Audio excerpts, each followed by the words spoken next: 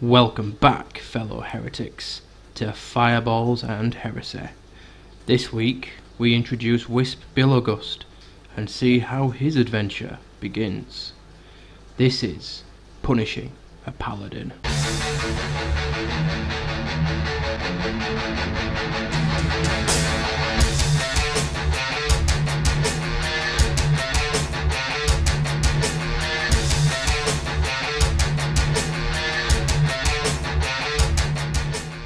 Today is a rare day, a day known far and wide as Cloud Day. The day only happens once a year when the natural magic is just right to form a corporeal bridge strong enough to bring many wagons across with any manner of creatures.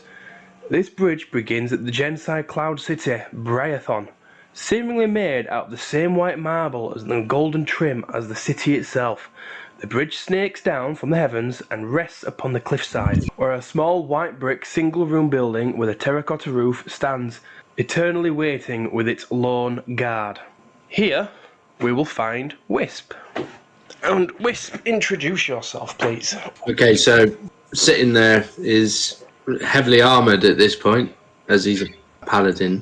He doesn't have much of his skin showing, but his face under the clad helmet, it resembles a human, although his skin is like a deep blue, with obviously tinges of different, going all the way through the blue spectrum, like all the way up until like electric blue. And his eyes fixated on the door currently, waiting for, I'm assuming someone maybe to get back. But yeah, the eyes, they stare with an emptiness, but with the blue twinges of life in them. It does actually give off that element that you are speaking to something, you know, of material plane. Cool. As he is standing there with his empty eyes just staring, the echoes of the guard's Captain Gustero, can be heard in his head, and he says, "Go and guard the bridge. Rid us of your stupidity. For a single year, I beg the gods for this." As you were then cast down, soon as this bridge formed earlier today, you was cast down to stand the post. After today, this bridge will disappear, and this little single-room guardhouse will be your home for the next year. Roll a perception check for me, please. I'm trying to use the D&D Beyond. It is coming through eventually. Now, if you want to use dice, you can. I will trust you. Yeah, I usually roll dice. Found sometimes D&D Beyond, you'll roll it on your character sheet, but it doesn't roll until you come back to the map. When me and Joe were playing last time, we spent a good 10 minutes trying to figure out where the dice were rolling. Yeah, here it is. It is coming through. It's fucking loading. Come on, you bastard. I can see the map. I swear I was prepared. Do you like it, fucking anyway? up and everything. Yeah, it's really detailed actually. I'm loving it. I just want to go and jump in the water. 11. As you are staring and listening to your captain's words echo through your brain, you can hear the telltale signs of a cart approaching. You know, the clipper-clop of the hooves and the rolling of the wooden wheels. Leading, you can see an older dwarf approaching, and you hear, "Hail! Hail, good sire!" Hail, dwarf. This old dwarf, he has no armour, he's wearing robe of a merchant. He has a grey braided beard, braided little iron clasps on the end. He has a bald head, wears a green cloak with a yellow hood. As he gets closer, he says, "Greetings, mighty and fair sire. I do beg your blessing upon entering the most holiest of places." State your business. "Of course, sire. I am here to sell my goods that I've worked all year to acquire for the beautiful people up in Briathon." And as he's saying this, he is gesturing to the cart, which is laden with sacks. One moment, please. Could I get in touch with my superior? I mean, telepathically. Yeah, go on. Well, I mean, I don't know whether I've been told that this delivery is due. So I'm wondering whether to inspect it or not. Like, just say that I have to do a contents check, or It's, you know what I mean. How old? I feel How old like is they've Wisp? left it kind of.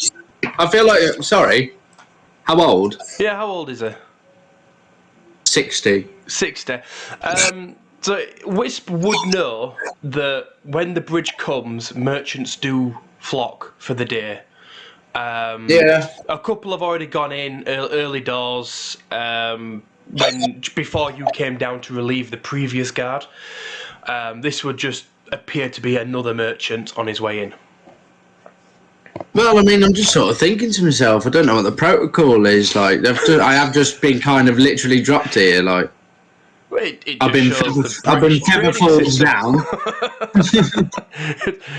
Nobody has training these days. The protocol would usually be cart inspection to make sure there's nothing dangerous in there, to make sure that they are taking in what they say they are taking in, stuff like that. Weapons are allowed, but only simple weapons. Like, they can't go in with, like 15 freaking maces kind of thing. It's like personal weapons only, no war weapons. Yeah. Okay. So in your guard house, in your guardhouse, you will have a small pile of weapons, great swords, halberds, glaives. With a little ticket attached to them, so you know who to hand them back to when they come back, almost like a valet system. Yeah. The merchant does not appear to be carrying any weapons other than a small dagger at his waist. Okay, I'd like to address the dwarf then. Okay. Surrender your weapons and lay out your goods on the floor. Okay. For inspection. He looks at you and kind of smiles shyly and says, "But sir, I am an old dwarf. Surely you can see. You can hop up into the cart if you wish. You can look at the sacks. I will gladly give you my dagger. But there are, 50, 60 sacks of potatoes, onions, carrots in there. Surely you don't want me to get them all out just to put them all back in." And there does appear to be about 100 sacks or so in this cart. Yeah. And he also looks at you and says, and I do have 2 more carts ready to come up as well, sir. And are they being accompanied with the rest of your caravan? Oh no, there's just me. I cannot afford a caravan. I only trade with the great Marble City. Hence why I am here. I come with 3 carts every year. They're laden with ox. I sell potatoes, onions, carrots, occasional lamb. No lamb. I would like to make an insight check. Okay. I would like to make an insight check. Roger that. Make an insight check. Mine's a 16. 16 insight. He appears to be nervous. Okay. I will address the dwarf again, and I will repeat what I said in the exact same tone. Surrender your weapon and lay the sacks on the floor for inspection. Okay. He will hand you his knife with a nod and a smile. It is a very basic, dull sheathed knife with a simple leather strap around the hilt. He goes, "Aye, sire, as you wish. And he gets to the back of the cart. The ox stirs a little bit. And he's like, whoa, it's all right. And he'll get a couple of sacks out, and it's this very slow process. After about 15 minutes, he has about 20 sacks out. And he looks up, sweats his brow, and goes, "I do apologize, sire. I am not as spry as I used to be. One moment, please." Will you make him continue, or are you satisfied? I will make him continue Okay. with the added of, once they are inspected, I will assist you in putting them back. Alright. He will smile and nod and get back on the car, and after about another 20 minutes, he's gotten all of the sacks off. Okay, I'm going to make you roll a perception check, and then roll an investigation check. Oh, hang on. What is your passive perception? My passive perception is 11. Okay. Tell me what Wisp's attention is on. What's he thinking? What's he concerned about right now? I think he's concerned about whether there's contraband of some sorts within the sacks. Part of it is him doing his duty, and part of it is him kind of like, I'd say, being a bit smug of his position, to the extent where obviously he's just exerting the power that he's got, because obviously it's his first day, and I think he's just abusing the power of it because he's in a position to. Okay, so the sacks appear to be sacks. None of them are open. They are all tied with string. And he stands atop of the cart itself, basically ready for you to inspect a sack, give it back to him so he can put it back on his cart. Yeah. Roll an investigation check. Roll an investigation. I'm not going to have to do this for every single fucking sack, am I? Absolutely. You asked.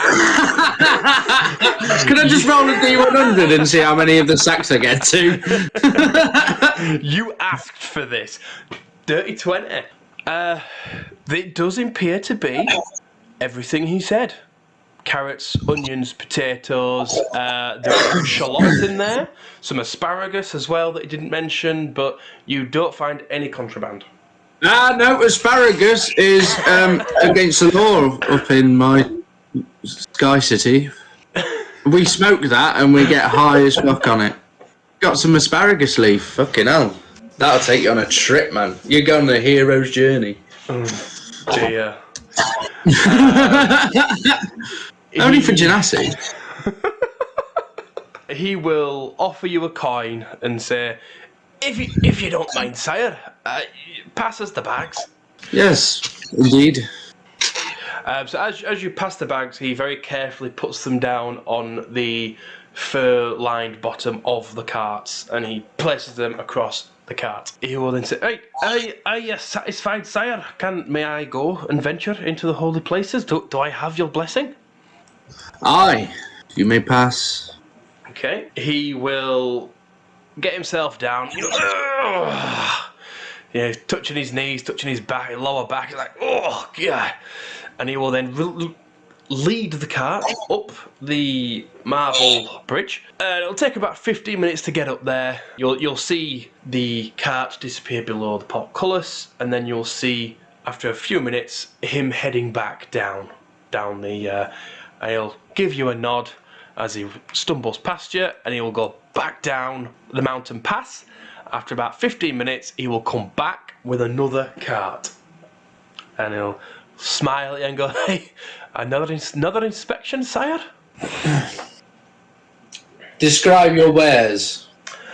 And this one, sire, we have... which cart is this? This is the cloth one. There is lots of cloth, silk. We have cotton, wool. Bag of potatoes. I forgot that one was there. It's just cloth, sir. Sire. As he's describing this to me, Wisp will walk around the cart and obviously be, he won't be fingering anything too much because it's a bit dirty, but he will crane his neck every now and again, look through, just make sure that nothing is awry. I suppose he's just trying to do his job and fucking get it over and done with. Make a perception check for me, please.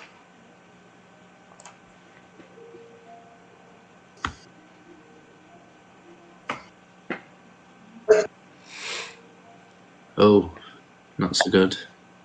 9. Oh, you see bundles of cloth. You see the potatoes that he was talking about. Everything seems fine. Yeah, it clearly shows that Wisp just wants to get it done at this point. he's not loading sacks back on again. No, that's fine. They're probably ever so slightly heavier with the cloth in them as well. Yeah. Well, you've clearly never bloody hoisted bags of potatoes and carrots. I don't think he wants to put himself through that again, even if he is on his own. He feels a bit embarrassed. He's only got an 11 in strength, so he's not exactly, one for physical labour. Intense. The dwarf will smile and say, "May the gods smile upon you, sir. You can always trust Clasp Ironmore. Always trust me, sir. Sire. Do I have your blessings?" And he gestures to the marble city. You may pass. You will then lead the second cart up to the top. Again, another 15 minutes or so, then he'll start pottering back down. He seems a bit more breathless this time. Make an insight check. That's not so good again. It's a 9 also. Yeah, he just seems out of breath. For an old man, this clearly must be very difficult for him. The bridge up into the Cloud City is quite steep, and he has just led 2 oxen cart up there. He disappears back down. Wisp feels at this point extremely confident that he could take him in a fight. Fair enough. I know. Joe said that when he came to the Master of Screams the first time. He was like, he's only a little weedy elf. I'll have him. Not realising that the elf could deal more than Joe's health in damage. Jesus, yeah. Looks can be deceiving, but I mean, look at him. He's old, he's out of breath. I've disarmed him. I'm ready for him. Yeah. He will potter up with his third cart, and he will say, "There's a few metals, gems in here, sir. Sire, sorry, my deepest apologies. I do not wish to mistitle you. It's where I'm from. Everyone is sir, madam. Here it's sire and heiress. So in here we have gems, a few precious stones, a few bracelets, jewellery, and a few more cloth. Would you care to inspect it again, sir? Sire?" Just without sort of making a response, but obviously glaring at the cart and its contents, he will approach the cart and...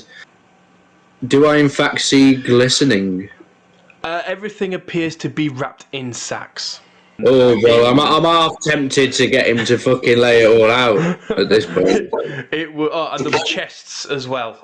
Most of the metals will be in chests, because it would not be wise having them in open sacks glistening in the sun on an open road where there are bandits. That would be very stupid.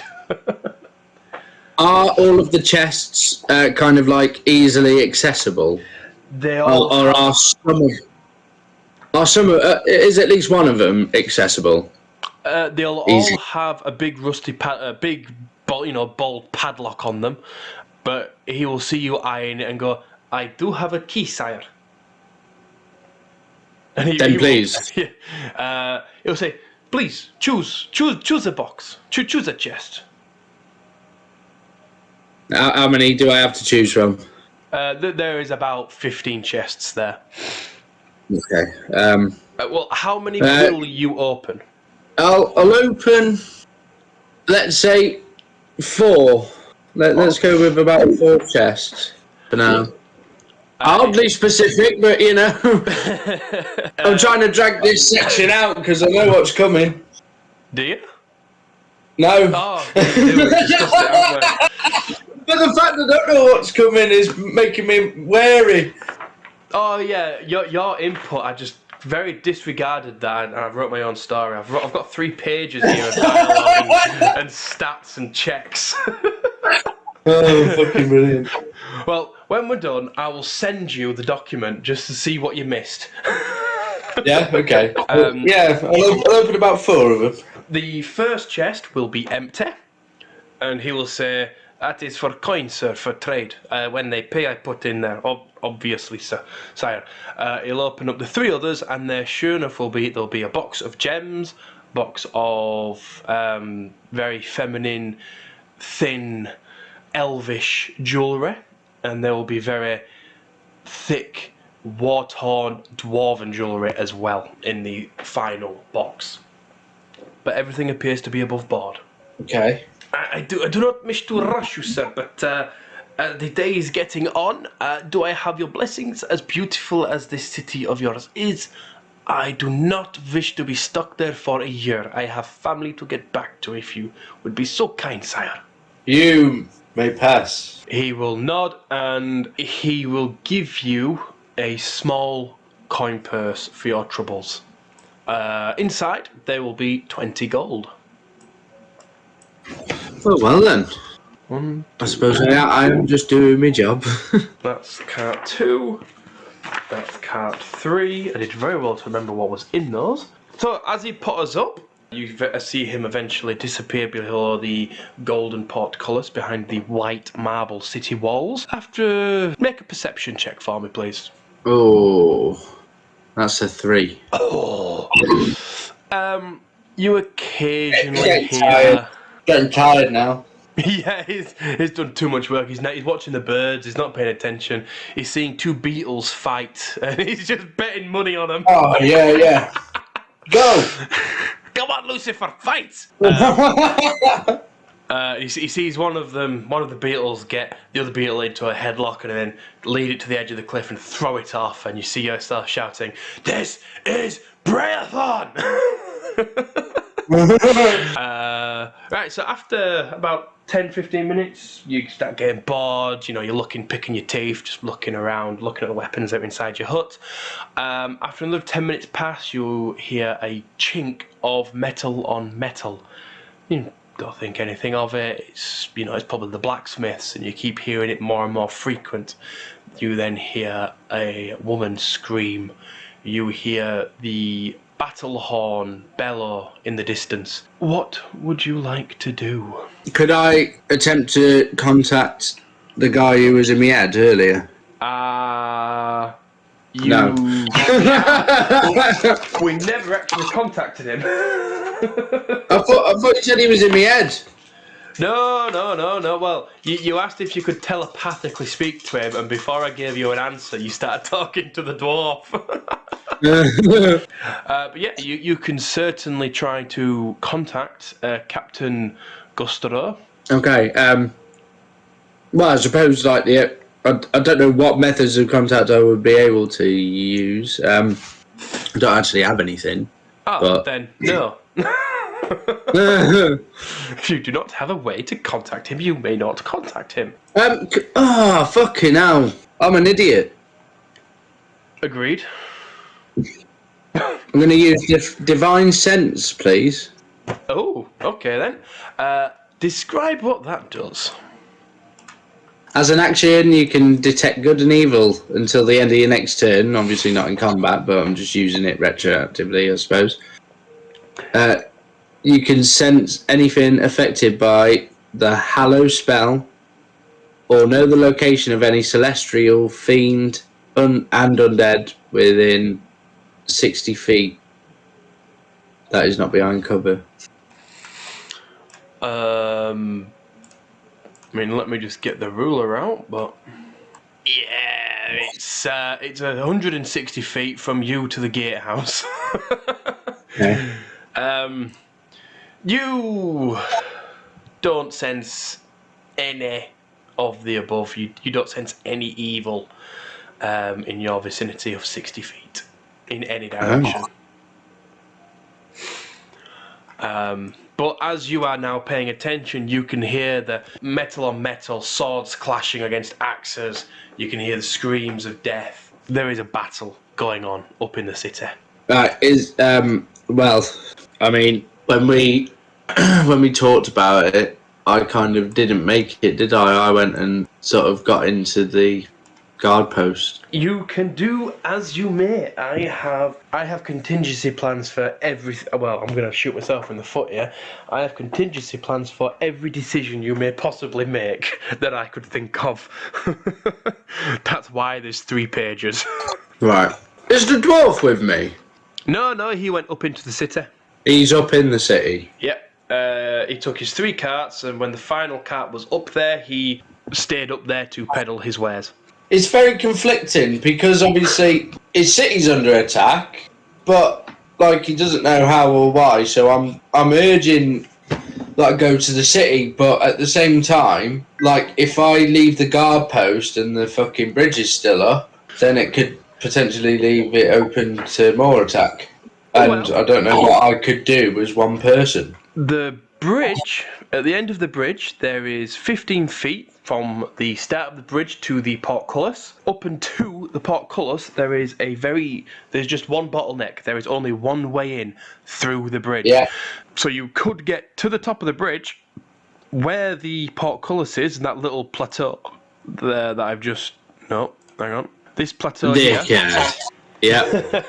Okay, yeah. Small flat plateau. You could go up there and you could have a look through the portcullis if you wish. Yeah, I do wish to do that now that you've sort of made it glaringly obvious to me. As you are... Well, will you be running, walking up the bridge? He's conflicted about leaving his post.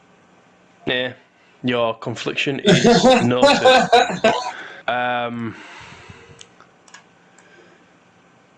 So, as you... Let me just split these up a bit. Are you running up the bridge, or are you walking? I'm not doing either of them, bitch. I'm casting levitate. Oh, you're casting levitate. Okay. As you levitate, how far does that levitation go? Or is it a time thing?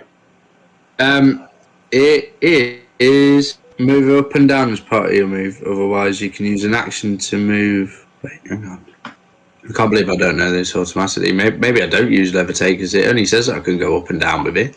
So I might run. I thought I had like fucking. Well, yeah, mingle with the wind, but levitate doesn't actually do what I thought it would do. It only allows you to, stop yourself falling 1,000 feet, which would be very handy if you lived in a cloud city. It says that I can like lift targets like up to 20 feet, and I can use a spell to levitate the target. So I'm literally just casting fucking Wingardium Leviosa. Okay, so as you get yourself to the top of this bridge and you're on this small 15-foot wide plateau, you can see through the portcullis, directly beneath the portcullis, you see the body of a guard, dead. Inside, you can see the fight of... What would you use on rolls to do a quick count or to guess how many people are fighting? I think it would be like... It would be a perception. Yeah, I thought perception. Or maybe an investigation. Yeah. Because you're kind of like actively kind of trying to gauge what's happening, accurately. Well, let's do it. You're not just looking. You're not just looking, are you? Like you are actually looking for something. Yeah. Do an investigation check then. It's coming out, and it's not too good. It's a 9 for a 10 total. At least it's double digits. Yeah, at least it's double digits finally. As you see the combat, you see the blood, you see the bodies on the floor, you see dwarves running around with bloodied axes, double axes, war axes. It's just a bit too much for you on your first day, and you see there must be at least 30 of them, maybe more. There's just so many running around, people dying, people falling. You can see the edge inside guard getting slaughtered. It's just a bit too much for you, and you just can't process what you're looking at. Yeah, well, I mean, this is the place where I haven't left the city in my life, so Wisp will be horrified. Yeah, but it would appear that nobody is paying attention to you. What is Wisp up to? Is there still fighting actively? In the main courtyard that is straight through the portcullis, where there are bodies laying on the floor, there are a few dwarfs, about 10 of them, looting the shops, looting the bodies, but you can hear fighting off in the distance. So I feel like after a moment or two of like absolute horror, I feel like Wisp's expression would just slowly change to seething anger, and the sight befalls him. So I think he's gonna he musters up that anger and he gets out his trident and he charges towards the looters. Okay, roll initiative. I will allow you one surprise round. Oh, that's a natural 20. Oh! 22. Okay, so in your immediate area, there are 6 dwarfs. There are 7 dwarfs, and one of them... Oh, where's Snow White? What? What? What? Where's Snow White? What are you on about? Oh, the 7 dwarfs. Oh, there is 7 dwarfs! I did not realise that. Oh, sorry, dear. It was there. I leapt at the opportunity. Let me just do their initiative rolls because this, for some reason, isn't doing it. Thank God for editing. Like, this is a fucking mess. 5, 16. Natural 20. Dirty bitch. I would have also, while I was investigating, like retroactively, I would like to search for signs of Loki. As you are at the portcullis before you're feeling angry, you're ready to charge. Straight ahead of you, where the bathhouse is, there's a little body of water. You can see, even amidst the chaos, you can see a singular black cat just washing itself, just licking at its paws, just no care in the world. Yeah, so the anger takes over me. And with that, you feel Loki's on your side, and away you go. But I wouldn't say that Loki's on my side. Like, he enabled this chaos to happen. Right, so, top of the round. Wisp, hit me with your best shot. I'm going in. Let's do this. That's a 16 plus 2 to hit. That hits. Roll damage. Oh, they're good. I'm going to do a two-handed attack. I'm literally going to just charge at this dwarf and just go, yeah! Like that, like, war cry, and just impale him with my trident. So it's a two-handed, and that's going to be 7 piercing damage. Okay, so with that, you are going to... Right, so behind this dwarf, there is the wooden cart, right? That the Clasp Ironmore came up with. As you charge and you impale him with your trident, you stick him the wooden cart, just straight through him, into the wood, thump, and he's just holding the hilt of the shaft of your trident as you are impaling him. Oh, yes, he is. Dirty bitch. He is alive, but he obviously does not look very good. Yeah, well, I'm going to unhand my javelin, like disarm myself basically, and just leave him impaled there, and I'm going to take out my mortar. Yeah, because let's be honest, if you've been impaled, you're not going to be shooting a bow or anything, are you? No, you're not exactly grappled, but because like you can basically struggle that. But obviously, if he tries to move, he's going to be in excruciating pain. So he's just trapped there. So yeah. Oh no! Because of the height difference, you've like impaled him with an upward motion, so his feet are off the ground. Yeah, that's what I mean. Yeah. Is this trident? Okay. Anything else you'd like? So you've disarmed yourself. So you've impaled him. You've pirouetted. And you've let go. Kind of like step back, and I've taken out my javelin from my holster on the side. So and I think that's my go because technically move. I don't know whether action. Yeah. Okay. So next. Not a bonus action. If you're classing it as bonus action to unsheath my Morning Star and equip it. Yeah, I'll treat that as a Morning Star. I thought it was a javelin. No, I do what. Well, I mean, like, You can if do I did do both. javelin. I'll let you do both because I assume you're going to throw the javelin soon. Yeah. I did mean morning stuff, but like javelin does actually make, because it can be a cool little combo, can't it? Like trident, javelin, morning star. Oh yeah, it's very Achilles where you've impaled him, you've pirouetted round, let go of it, pulled out your javelin. You're gonna throw it at somebody else and then unsheath your morning star. That's pretty sweet. Yeah, just literally all in one motion, fucking twizzles around as I've unsheathed the javelin. Like, And the captain is looking up atop the path, going, "It's only his first day." So that dwarf was just 6 days from retirement. So, as you impale, the dwarf sees you and he goes, "Oh!" and charges down, right up in your grill. He is going to attack with a skimimitar. Skimimitar? Oh my god, the deadliest stuff. That is a 14 to hit. That misses. That Well, it misses. glares off. Glares off an alarm. Only gets one go. That is it. That is his go. That's all he can do. Next, we have dwarf number 6. Just so you know, like the aesthetic of this armor, I know I probably should have said this in my description, but it's like it's white with like blue accents like running through it, almost like cracks and fissures. That is cool. Yeah, and it kind of like it glistens in the light as I move around in it. But because it's the adamantine armor, it's got like a aesthetic to it. I feel. Yeah, that's pretty cool. Dwarf 6 comes in and he goes to swing. Fucking hell, he misses.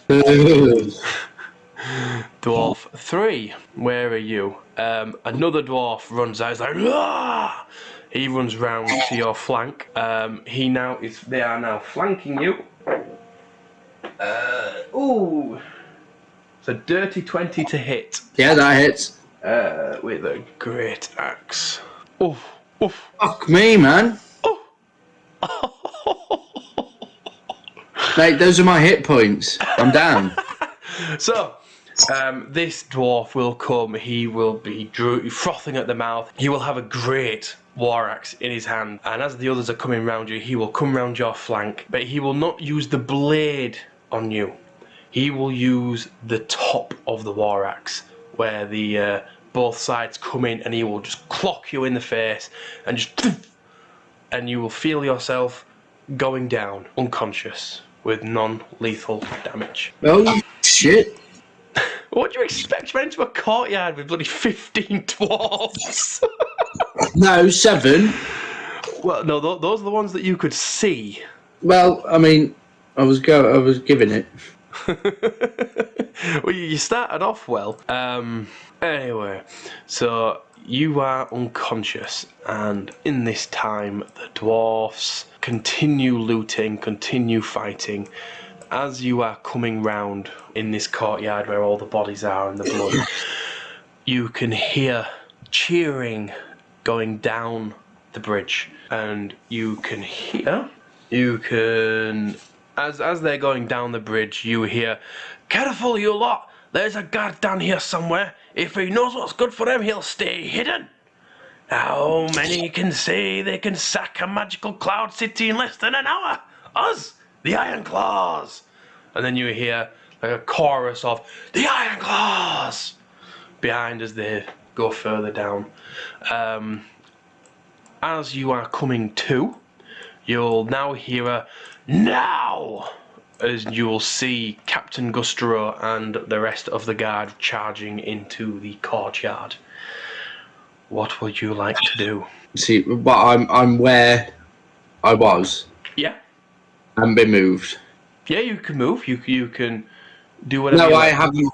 Oh, you I haven't been moved. Right, no, you are where you fell. The dwarf just came in, hit you, knocked you down, and then they just carried on looting. Okay, so I'm making notes. You got your ass handed to you on your first combat. No, I'm just remembering the name the Iron Claws. Ah. Did that dwarf bleed out from a trident? No, he is gone. And your trident is still... Your trident is just discarded on the floor.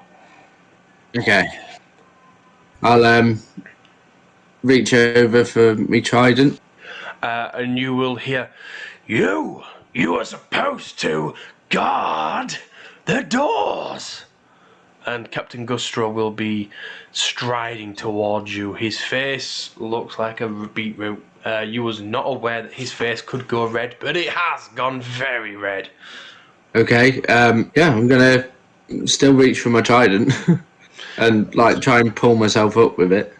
As you reach for your trident, he will take out his longsword, and you'll see the guards behind, all with the same armor as you, but they have their encrusted shields, and they will all form a shield wall around the courtyard, and they will all have their glaives resting atop the shields, like a spear shield wall.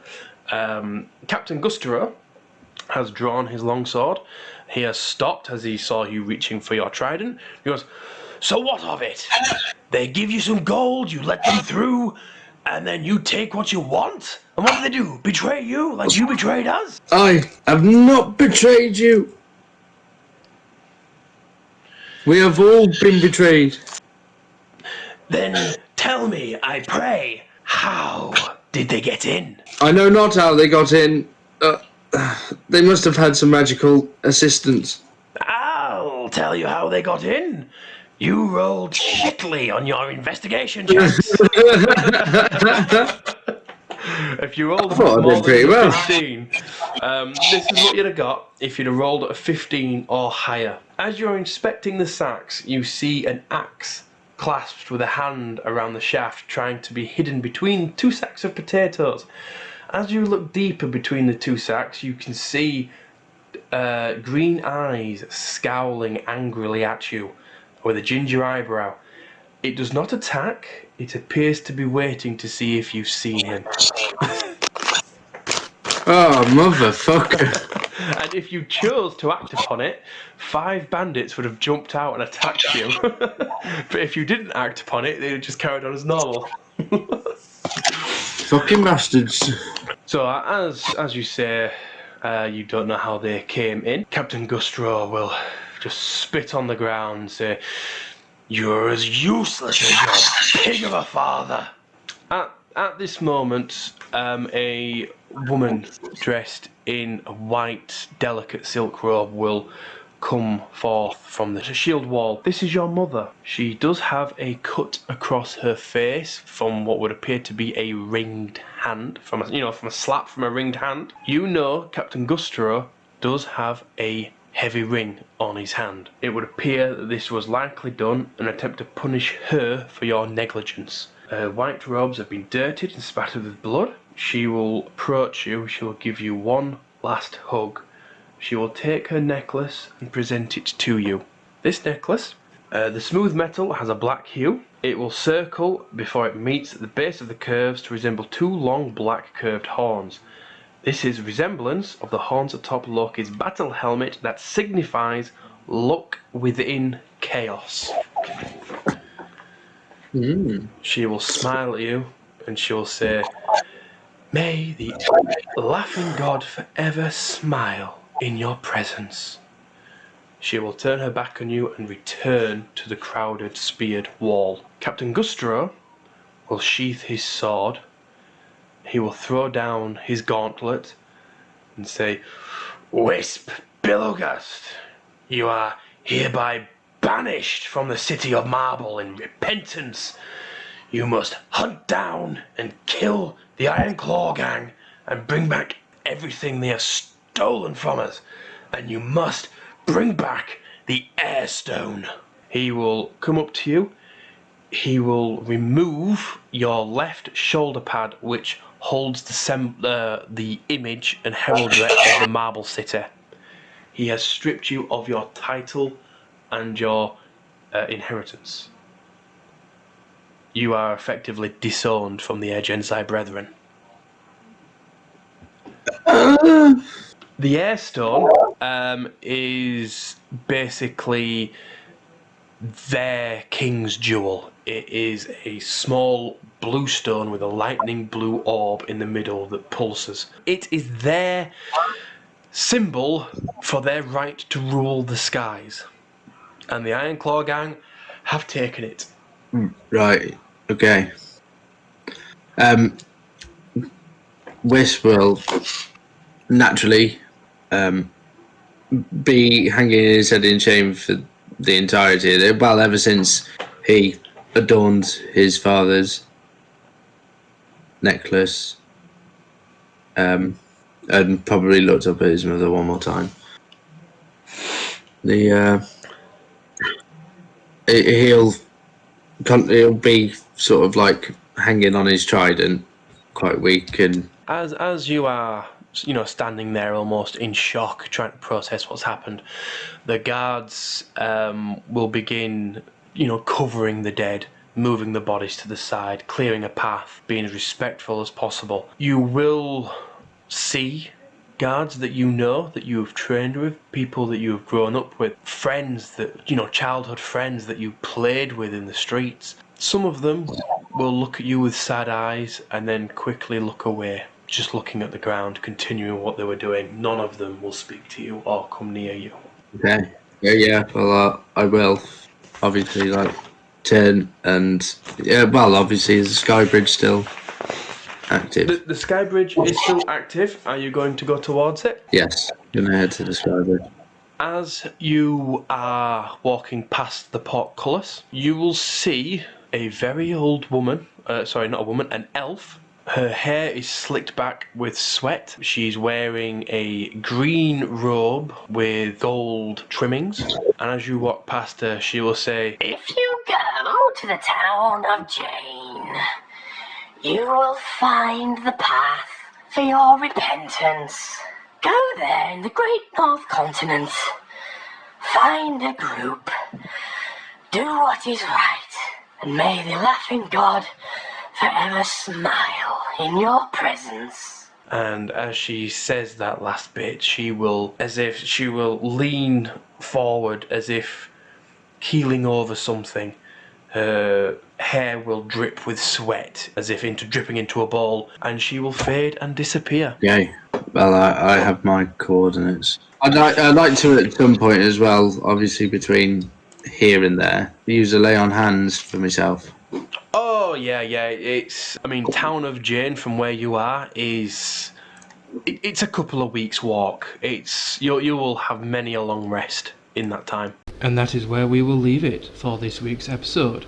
Tune in next week for our third episode where we introduce another character in Animal I Have Become.